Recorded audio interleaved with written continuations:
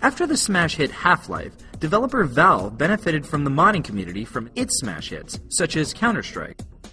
All this success generated incredible buzz for the sequel, so much so that the poor guys became the targets of hacks and the instigators of lawsuits. But after massive delays and a 6-year development cycle, at last it was time to unleash their latest product onto the world. The industry has never been the same since.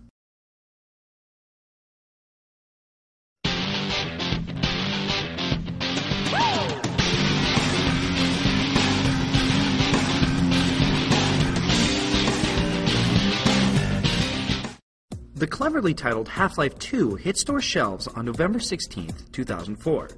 Coincidentally, this was only a week after another highly anticipated science fiction first-person shooter that began with HAL, Halo 2. And though Halo's sequel was one of the biggest releases of the year, even the Master Chief couldn't steal Gordon Freeman's thunder.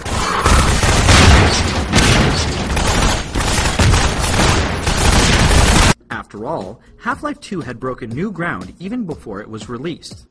Its incredible Source graphics engine had already been used to update Counter-Strike, which was available before HL2's release due to the Steam platform. Steam was a major launch for Valve that had several products in one: a rights manager, a virtual store, and later, a community space. It allowed players to buy a game online, download it straight from Valve servers, and then be checked by those servers to make sure the game was legal. So we saw this as being a big opportunity for game developers. It would change how you would talk to consumers. It would change how your products would evolve. We started looking around with the expectation that this wouldn't be a unique insight, but that other people would be working on systems that would give these capabilities to game developers or other software developers such as ourselves. And the fact that it wasn't there was pretty surprising. And we found a local group of developers who'd started thinking about that. And so we brought those guys in-house, and they became the kernel of the Steam team.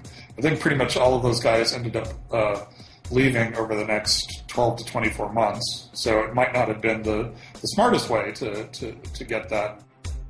Steam even let players download the game's content before the launch date. They couldn't play the game until launch day, but once midnight rolled around, they could start playing immediately. No further download required.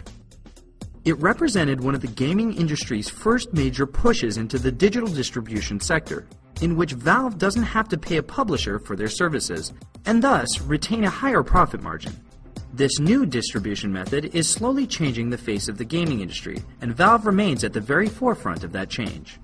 The game itself was instantly heralded as a masterpiece.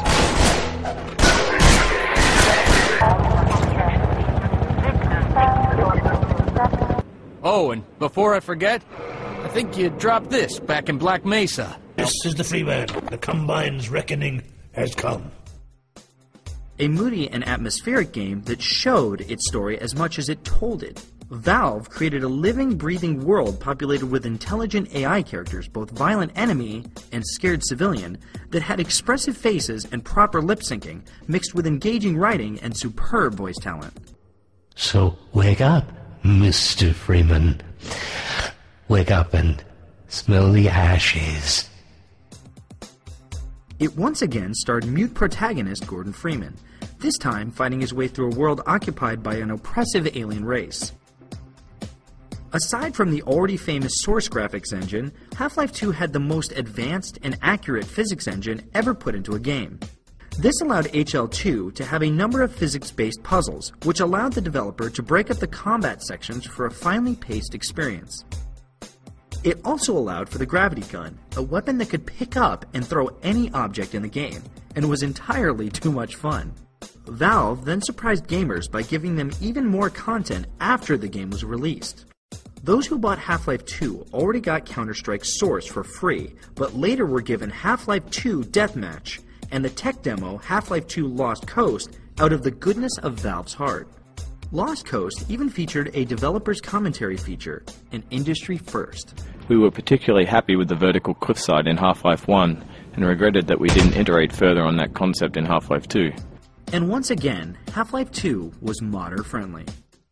Steam would eventually go on to host mods as well as official products, many of which show off the power of Half-Life 2's code even years later. But by far the most popular has been Gary's mod. More of a sandbox than an actual game, the mod allows players to play around with the physics and build whatever they can imagine, leading to the kind of community creativity that Valve has always dreamed of promoting. With all of this taken together, the result was a smash success from every angle. Critics loved it, modders adored it, and buyers bought it in droves. Valve had managed the impossible a second time. It would eventually come to the Xbox, Xbox 360, and PS3, thus bringing one of the PC's stalwarts to the console world. Like its predecessor, Half-Life 2 has gone on to be one of the best-selling and most influential games of all time. But Valve didn't want to have to wait 6 years before releasing another game. And so the company once again left the safe, established path behind and set out to change the very way that they made games. Tune in next time to see how Valve went from making games to episodes.